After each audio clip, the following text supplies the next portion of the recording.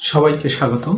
আমি Dipan Chandra Sarkar, clinical psychologist, child psychologist, Patuakhali medical college হাসপাতাল। আজকের ভিডিওতে আমরা কথা বলবো শিশুরা কেন তাদের খেলনা ভেঙে ফেলে এই বিষয়ের উপর। একটু লক্ষ্য করেন তো, প্রায় আমরা দেখতে পাই বাচ্চারা তাদের নতুন নতুন খেলনাগুলো কিনে নিয়ে আসে এবং সেটা আসার সাথে সাথেই তারা ভেঙে ফেলে। তারা তাদের খেলনাগুলো দিয়ে 2 দিনও খেলতে পারে না। তারা তাদের নতুন নতুন খেলনাগুলোকে খুঁটিয়ে খুঁটিয়ে দেখতে থাকে। এটার চাবি কোথায়, এটার কোথা দিয়ে ব্যাটারি ভরা হয়, এটা কিভাবে চলে, এটার মোটর দেখার জন্য তারা নতুন খেলনাগুলো পার্টে পার্টে খুলে ফেলে, ভিতরের পার্টস পার্টে বের করে ফেলে। অনেক সময় যারা খুলতে পারে না তারা দেখা যায় ফ্লোরে একটি আছাড় মেরে টুকরো টুকরো করে ভেঙে ফেলে। অর্থাৎ দেখা যায় যে শিশুর আচরণগুলো কিন্তু অনেক বেশি ধ্বংসাত্মক। তারা খেলনাগুলো নিয়ে যেভাবে খেলার কথা ছিল কিন্তু সেটা নিয়ে তারা সেভাবে খেলে না, বরং এটাকে ভেঙে দেখা শুরু করে এটার মধ্যে কি আছে। শিশুর এই ধরনের আচরণকে বলা হয় ডিস্ট্রাকটিভ বিহেভিয়ার বা ধ্বংসাত্মক আচরণ। শিশুর এই ধরনের আচরণে সুবিধা অসুবিধা দুটোই আছে। বাচ্চাদের এই ধরনের আচরণের পেছনে অনেকগুলো কারণ রয়েছে। অনুসন্ধান এবং কৌতূহল। বাচ্চারা প্রায়ই তাদের স্বাভাবিক স্বভাবগত কৌশলের ফলে খেলনা ভেঙে ফেলে। তারা দেখতে চায় যে জিনিসগুলো কিভাবে কাজ করে, এটার মেকানিজম কেমন, এর ভিতরে কি আছে বা এর চাবি কোথায়, কিভাবে বিভিন্ন অংশ একসাথে লাগানো হয়েছে। তাদের এই অনুসন্ধানী স্বভাবের জন্য অনেক সময় অনিচ্ছাকৃতভাবে খেলনাগুলো নষ্ট হয়ে থাকে। আবেগের বহিঃপ্রকাশ। বাচ্চারা তাদের আবেগ যেমন রাগ, দুঃখ, হতাশা বা দুঃখ প্রকাশ করার উপায় হিসাবে খেলনা ভেঙে ফেলতে পারে। অনেক সময় দেখা যায় বাচ্চারা কিছুর উপরে বিরক্ত হলে বা কারোর প্রতি অনেক বেশি রাগ হলে তারা তাদের হাতের কাছে যা পায় সেটি দিয়ে ফ্লোরে আঘাত করে ভেঙে ফেলতে চায়। এটি তাদের রাগের বা বিরক্তির বহিঃপ্রকাশ হিসেবে কাজ করে থাকে। পরিস্থিতির উপর কন্ট্রোল ও শক্তি প্রদর্শন। শিশুরা কোনো পরিস্থিতিকে তার নিয়ন্ত্রণে নিয়ে আসার জন্য তারা শক্তি প্রয়োগের উপায় হিসেবে খেলনা ভাবতে পারে। তারা এই ধরনের আচরণ তাদের আশেপাশের পরিবেশের উপর তাদের নিজস্ব স্বায়ত্তশাসন এবং নিয়ন্ত্রণের প্রকাশস্বরূপ করে থাকে। যেমন, আমার কথা কেউ শুনলো না, কেউ কেন শুনছে না, আমাকে কেন গুরুত্ব দেওয়া হচ্ছে না, তাই পুরো পরিবেশের একক নিয়ন্ত্রণ নিয়ে আসার জন্য সে খেলনা ভাঙা শুরু করে থাকে। অন্যের মনোযোগ আকর্ষণ করা। কোনো শিশু তার কেয়ার গিভার বা বাবা মায়ের মনোযোগ পেতে বা বাবা মায়ের মনোযোগ আকর্ষণ করার জন্য খেলনা ভেঙে ফেলতে পারে। একেবারে মনোযোগ না পাওয়ার চেয়ে নেতিবাচক মনোযোগ, যেমন তিরস্কার বা শাস্তির আকারে মনোযোগ পেলেও তারা বেশ ভালো ফিল করে। প্রায়ই দেখা যায় বাচ্চারা তাদের খেলনা ভাঙার আগে তার কেয়ার গিভার বা বাবা মায়ের দিকে বারবার তাকায় এবং ইশারা দিয়ে দেখায়, আমি কিন্তু খেলনা ভেঙে ফেলছি, আমি কিন্তু এই ভেঙে ফেললাম, দেখো। সে নিজেও জানে এটা একটা খারাপ কাজ, আর এটা করলে সবাই আমার পিছনে দৌড়ানো শুরু করবে এবং তাই সে এটা করতে থাকে। উদ্বেগ বা মানসিক চাপ। অনেক সময় শিশুরা তাদের এনজাইটি বা মানসিক চাপের প্রতিক্রিয়া হিসাবে খেলনা ভেঙে ফেলতে পারে। যখন তারা সঠিক উপায়ে তাদের ইমোশনটাকে বা তাদের আবেগকে প্রকাশ করতে পারে না, তখন তারা খেলনা ভেঙে ফেলার মাধ্যমে তাদের ইমোশনটাকে প্রকাশ করে বা এটা তাদের একটা কোপিং স্ট্র্যাটেজি হিসাবে কাজ করতে পারে। অনেক সময় দেখবেন বাচ্চারা যখন মন খারাপ থাকে বা কোনো কিছু ভালো লাগে না, তখন তার হাতের কাছে যা পায় বা যে খেলনা পায় সেটা কিন্তু ছুঁড়ে ফেলে দেয়। বাচ্চারা আচরণ অনুকরণ করে।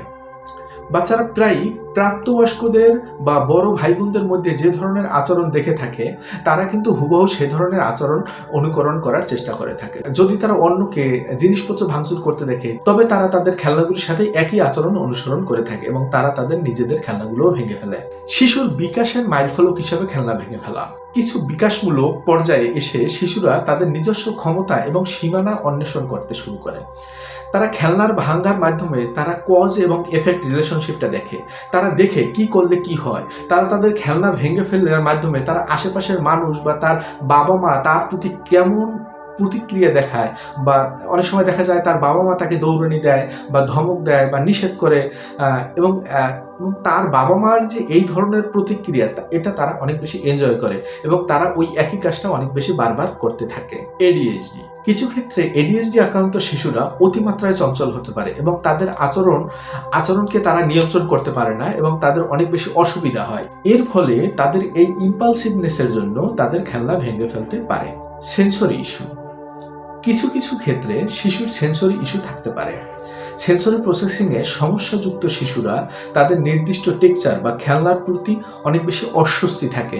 তারা তাদের সেন্সরি ওভারলোডের কারণে তাদের এই অস্বস্তিকর প্রতিক্রিয়া হিসাবে খেলনাগুলো ভেঙে ফেলতে পারে। শিশুর খেলনা ভেঙে ফেলার আচরণ সবসময় যে খারাপ তা কিন্তু নয়।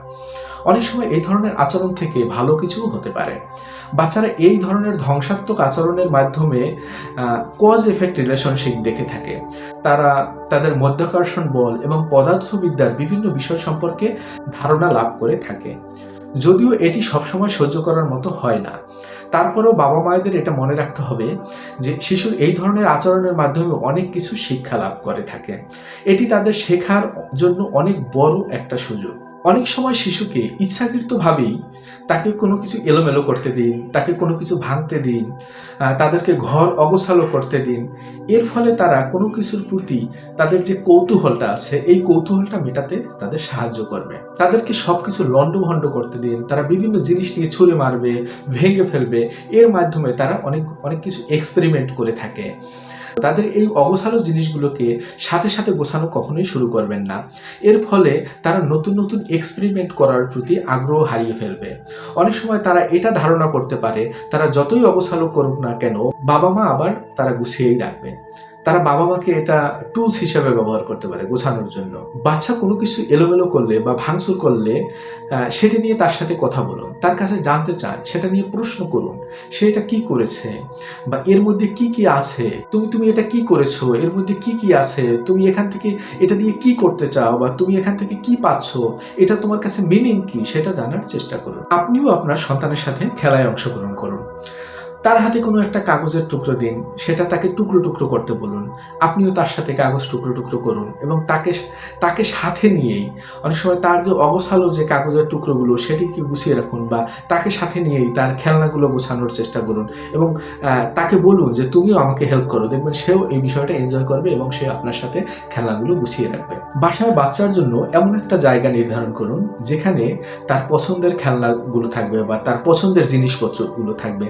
অনেক সময় ঘরের বাসন কোসন, হাঁড়ি পাতিল থেকে শুরু করে ঘরের ছোটখাটো আসবাবপত্রও থাকতে পারে, কারণ বাচ্চারা এই ধরনের জিনিসগুলো নিয়েই খেলতে পছন্দ করে। তার খেলার জায়গাটা এমন হবে যেন সেখানে বড়রা কেউ তাকে বাধা দিবে না বা সে কিছু করলে তাকে কোনো বাধা দিবে না। সে তার জিনিসগুলো নিয়েই তার পছন্দ মতো যাতে খেলতে পারে এ বিষয়ে তাকে সেই সুযোগটা দিতে হবে। বাচ্চার যে কোনো আচরণের একটা সীমা থাকা উচিত।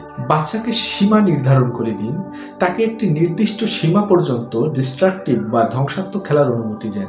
যেমন কি কি করা যাবে, কি কি করা যাবে না। বাচ্চাকে তার আচরণের সীমা নির্ধারণ করে দিলে তারা সামাজিকতা শিখবে, তারা সামাজিক আচরণগুলো করতে শিখবে। বাচ্চা যদি খাবার ফ্লোরে ফেলে দেয় বা খাবার নষ্ট করে, তাকে আপনি বলতে পারেন খাবার ফেলে দিতে হয় না, খাবার খেতে পারো অথবা তুমি খাবার প্লেটে উঠিয়ে রাখতে পারো। কোনোভাবেই খাবার নষ্ট করা যাবে না। সর্বশেষে বাচ্চার ধ্বংসাত্মক আচরণ যদি অতিরিক্ত মাত্রায় হয়ে থাকে এবং তাকে যদি কোনোভাবেই আপনি দেখছেন তাকে নিয়ন্ত্রণ করা যাচ্ছে না, সেক্ষেত্রে কোনো ক্লিনিক্যাল সাইকোলজিস্ট বা চাইল্ড সাইকোলজিস্টের কাছে শিশুর কাউন্সেলিং করাতে পারেন। নিয়মিত কাউন্সেলিং নিলে শিশুর এই ধরনের আচরণ নিয়ন্ত্রণ করা সম্ভব। পুরো ভিডিওতে আমাদের সাথে থাকার জন্য সবাইকে অনেক অনেক ধন্যবাদ। আমাদের ভিডিওগুলো ভালো লাগলে চ্যানেলটি অবশ্যই লাইক, কমেন্ট এবং সাবস্ক্রাইব করে দিবেন এবং নিয়মিত সাইকোলজি রিলেটেড নতুন নতুন ভিডিও পাওয়ার জন্য পাশে থাকা বেল আইকনটি অবশ্যই বাজিয়ে দেবেন। দেখা হবে পরের অন্য নতুন কোনো ভিডিও নিয়ে। সবাইকে অনেক ধন্যবাদ।